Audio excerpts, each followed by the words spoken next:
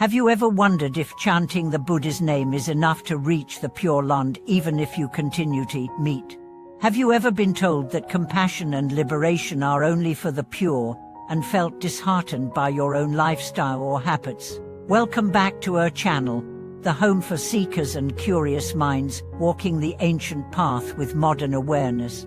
I'm honored to guide you today through a deep exploration of one of the most misunderstood intersections in Buddhist practice, the relationship between eating meat, chanting the Buddha's name, and the true essence of compassion in the Dharma.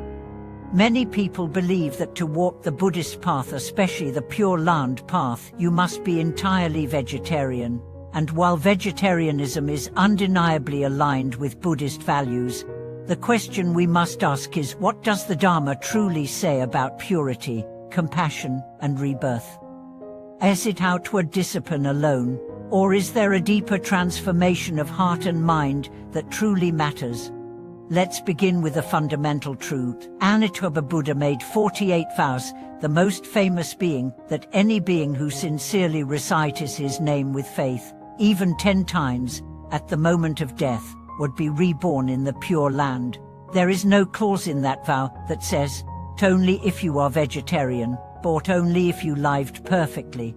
His vow is universal, inclusive, and rooted in boundless compassion. But that doesn't mean lifestyle is irrelevant. Instead, it means that lifestyle should be a natural expression of inner transformation, not a requirement imposed from guilt or fear. Consider this. When a person begins chanting Omo Amitufo regularly, their mind naturally begins to soften.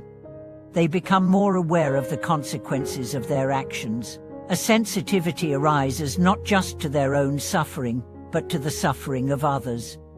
That sensitivity is the seed of compassion, and when it grows, it often leads to ethical changes, including dietary ones, but the change flows from insight, not ideology.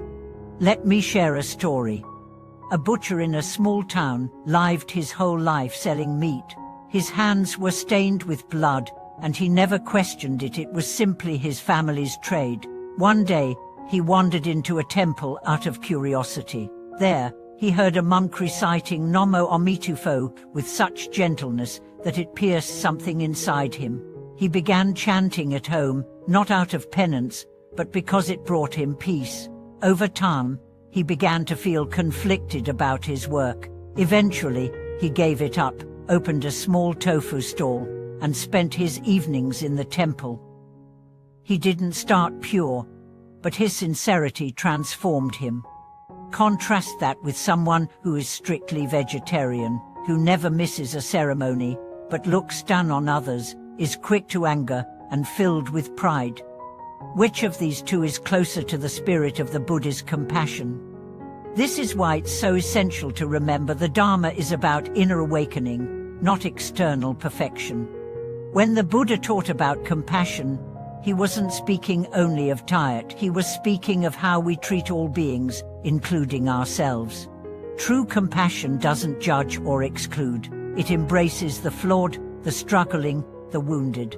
It sees the Buddha nature even in those who are still caught in samsara.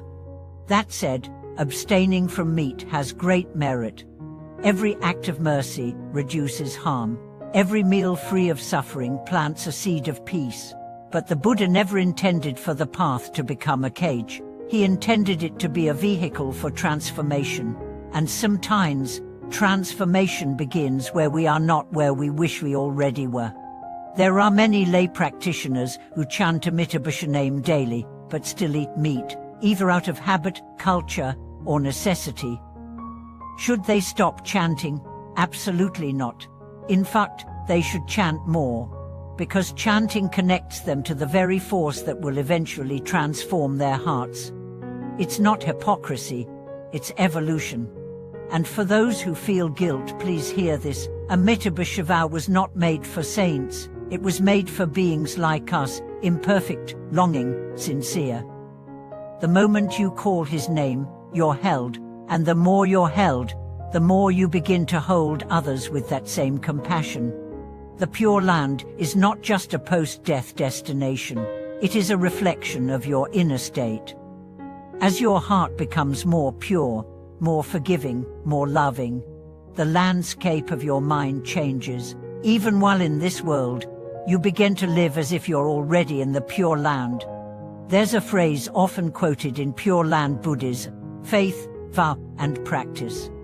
Faith in Amitabha, the vow to be reborn in his land, and the practice of chanting his name. Nowhere in that triad is perfection mentioned. What matters is intention, sincerity, and consistency. Another story speaks to this beautifully. A woman who ran a street food stall in Bangkok began chanting at night because her neighbor, an elderly nun, invited her to join. She didn't change her diet, she didn't stop selling meat, but she chanted with deep feeling. After a year, she said she could no longer bear the smell of flesh. It wasn't forced. Her heart had changed. She switched to vegetarian dishes, and her business flourished. That is the power of the name. It changes you from the inside out. And let us not forget, even monks in ancient times ate meat under certain circumstances. The Buddha allowed monastics to accept alms that included meat, as long as the animal was not killed specifically for them. The spirit of the rule was to prevent craving and attachment, not to enforce purity through rigidity. So what does this all mean for us today? It means that if you chant the Buddha's name while still eating meat, you are not condemned.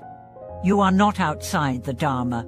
You are on the path, and every recitation brings you closer, not just to the Pure Land, but to the pure mind. It also means we must be gentle with ourselves and others. The path is not about speed. It's about direction. If your compass is pointed toward compassion, every step you take is progress. The ultimate goal of Buddhism is liberation from suffering, and that liberation is fueled by wisdom and compassion, not by dogma.